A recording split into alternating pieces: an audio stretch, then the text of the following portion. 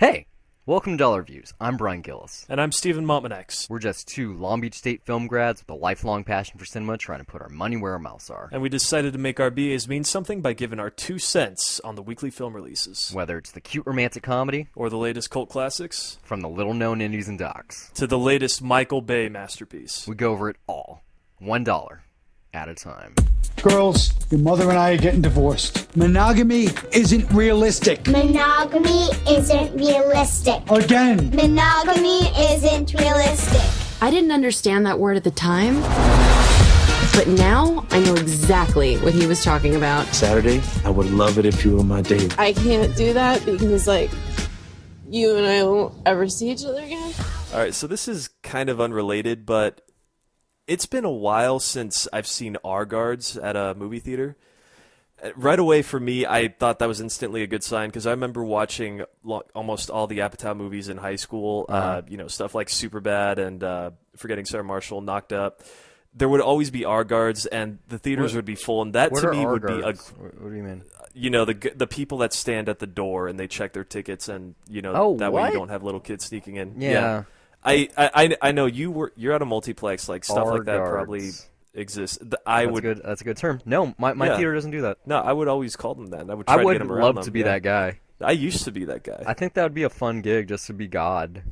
That was a good sign going in, and then the fact that the him. theater was packed and I had difficulty finding a seat. I Nice. figured, you know what, I sat right in the front row, and I'm okay with it. From the rail, like in the handicap seats, like front row, or front row in the stadium? More like, front section, but the back row of that. Gotcha.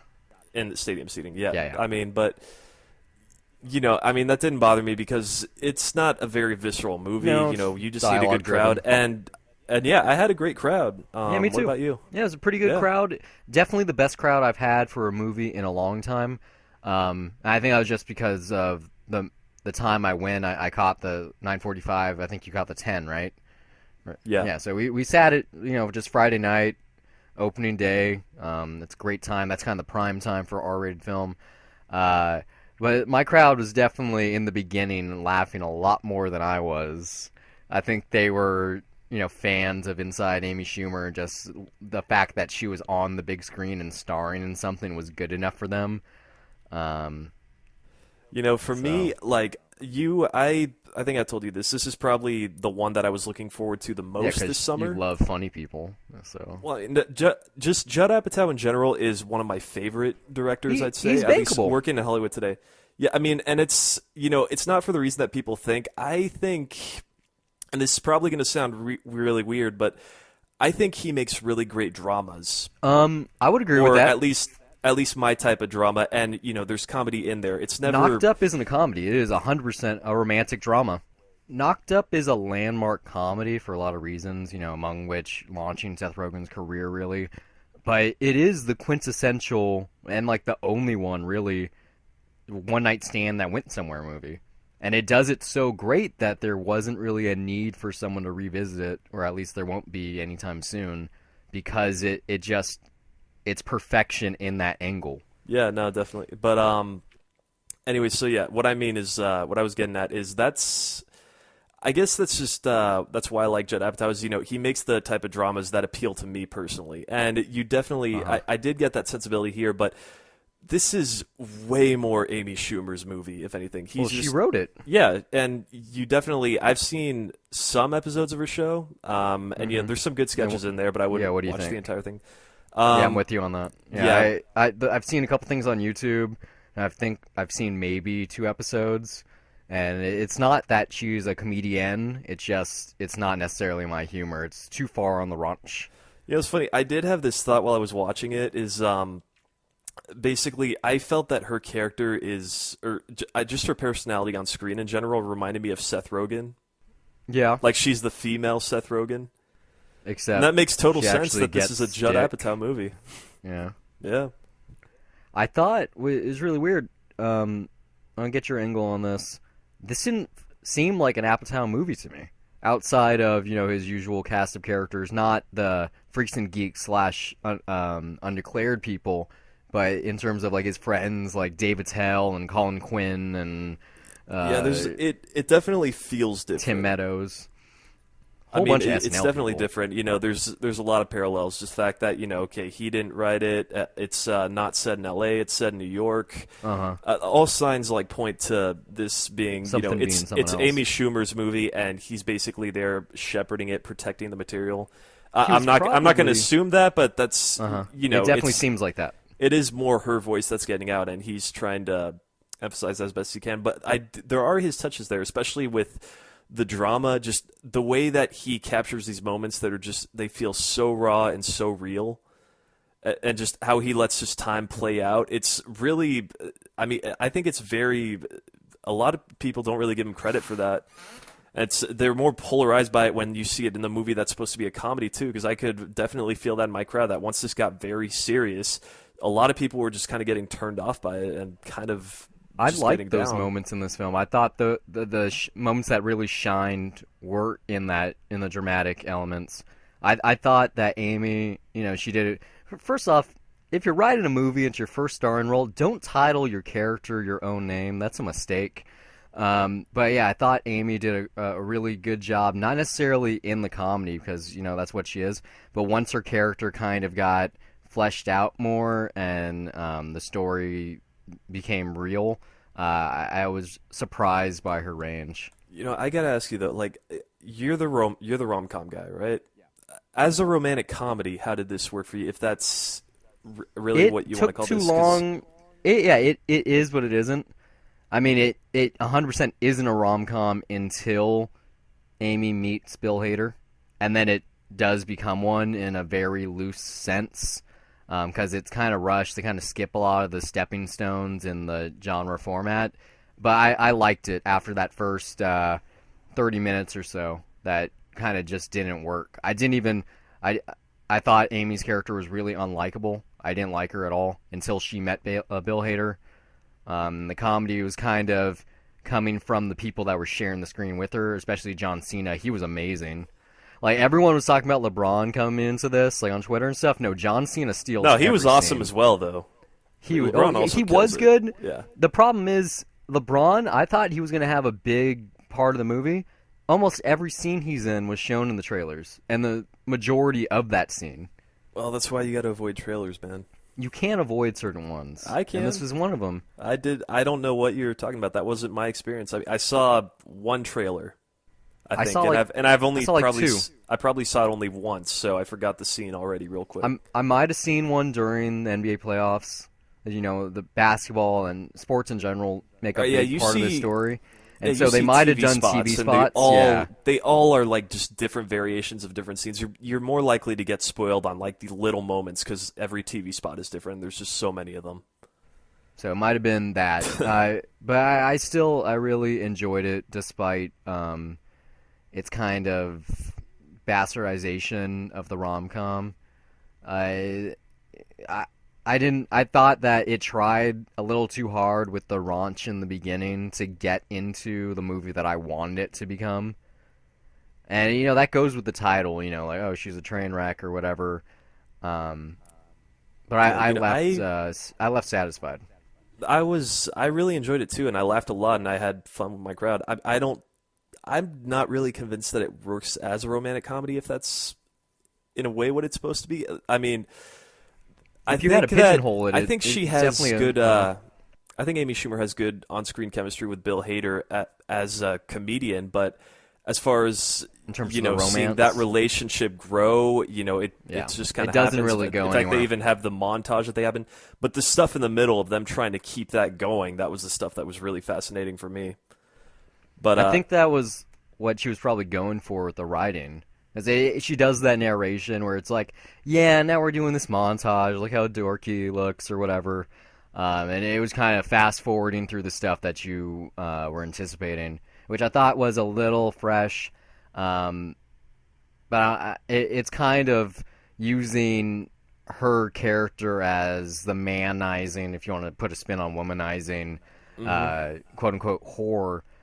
And it's kind of a real polar opposite to the strong female characters we've seen this summer in Mad Max, or even if you want to go towards bad movies like Terminator Genesis, even though that's a rehashing of a previous strong female lead.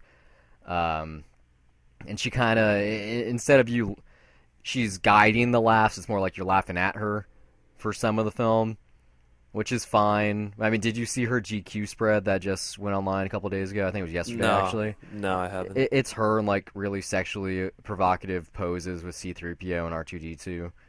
I don't know. The point is that her angle in comedy is that, you know, she goes places that other comedians won't.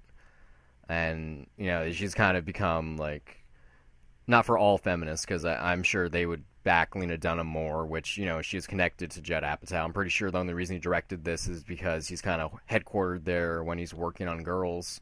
Surprised she's not in this, to be honest. Yeah, no, she was in This Is 40, wasn't she? Yeah. Yeah. Yeah, very, very, very small role. Yeah. No, I mean, I guess, you know, it is, I can't agree that, you know, it is definitely, it doesn't go down a conventional path, and that I do appreciate, but at the same time, there's just these little things where I just wish I could have seen more of a natural progression to see how they got to being where they were in that relationship. Like I said, if they cut out that first, like, 25 minutes of her on screen alone, because we all knew going into it that, you know, girl meets boy, girl falls in love with boy, they break up, they get back together. That's the formula.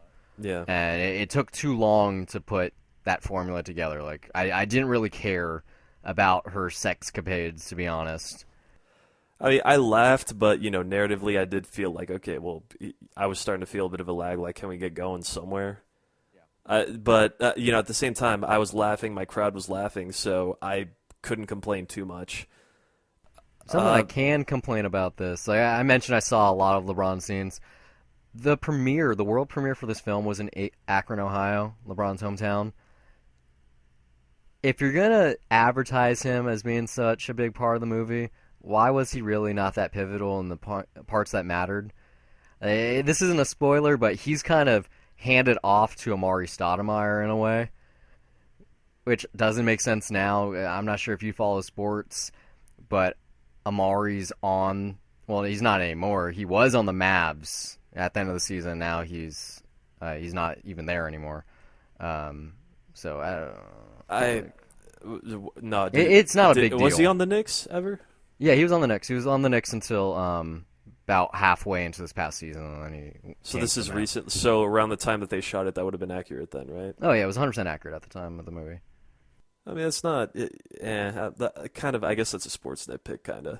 Yeah, I'd have to say it's not a big deal, but I felt that maybe it had something to do with reshoots. Like maybe LeBron was too busy, like in the playoffs, because I don't know. I have no clue, but it just seemed like he was there for the first half of the movie in a kind of pivotal role, and then he just disappeared. He was gone.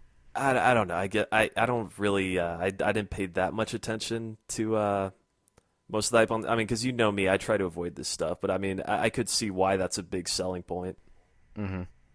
I mean, the NBA. Well, I mean, like sports, but the NBA is like a big part of this movie. I'm really surprised that the release date wasn't like a month or so earlier, just so it could coincide with the NBA playoffs. That would have been funny. It would have been good marketing. I mean, it still doesn't matter anyway, because, you know, this is a Universal movie, and this is like their fourth weekend in a row where they're probably going to have the #1 movie. They had, you know, Jurassic World for 2 weeks. No, they're going to be number 2. Then Ted 2. Then they're going to be number 2 this week. You don't know, but it's most they likely. will be. It's very. I mean, unless you want to tell me different based on box office receipts. No. But it's surprising that Universal they had to do the calendar, because everyone was talking about Warner Brothers, and you know I mentioned this like, oh, they got 7-8 movies this summer. Like Universal's had a release for the past 4 weeks in a row, and they've been #1 mostly. So one of the final things I'll say about this film. Yeah, I am known as a rom-com guy, and I felt that this was kind of like a raunchier version of Obvious Child meets How to Lose a Guy in 10 Days, especially the How to Lose a Guy in 10 Days thing. Like, there are direct plot lines outside of, like, the main story in that film. There's some things that are, like, direct in this film that I can't get into. If you want to contact me directly, we can talk about it, because they're kind of spoilerific. But yeah, I felt I was watching. I was like, why does this remind me of a movie? My bottom line, it was a fun experience. I had some good laughs, but you're not missing out on anything if you don't see it this weekend. I think this is much better suited as a date movie at home. I disagree. I think it's better to. It's definitely worth $1 if you go see it in a theater, in a packed theater opening weekend. At home, it'll probably work fine. Especially if you're a fan of Amy Schumer's stuff and you watch the show. But yeah, I mean, this is a good audience movie, and I had fun. I was happy to see it the way that I did, and it's a good movie. I absolutely recommend seeing it with a crowd. Well, thanks for listening, guys. I hope it's been a pleasure. If you enjoyed it, you can find updates and when episodes go live on Facebook and Twitter at Dollar Reviews. You can follow me personally on Twitter at Brian Gillis, that's BryonGillis, and also under the same name on the lovely site Letterboxd, which acts as my film diary, where I rate the films I watch on an almost daily basis, write the occasional review, and even sometimes compile lists. You can also find me on Twitter at S_MTX, and also follow my film diary at letterboxd.com. My username is also S_MTX. There I log everything I watch and sometimes write brief reviews. If you loved what we said, you'd like to contribute some talking points, or you just want to laugh at us and send us hate mail, you can do so at dollar.review@gmail.com. And since we don't know where you're listening from, you can find our recent reviews on iTunes by searching Dollar Reviews. We're also on SoundCloud at soundcloud.com/dollarreviews. And if you're sad that you missed a review and you can't find it on either of those platforms, you can find our entire archive at youtube.com/dollarreview. Once again, that's Dollar Review, one word without the S. Until next time, keep the change.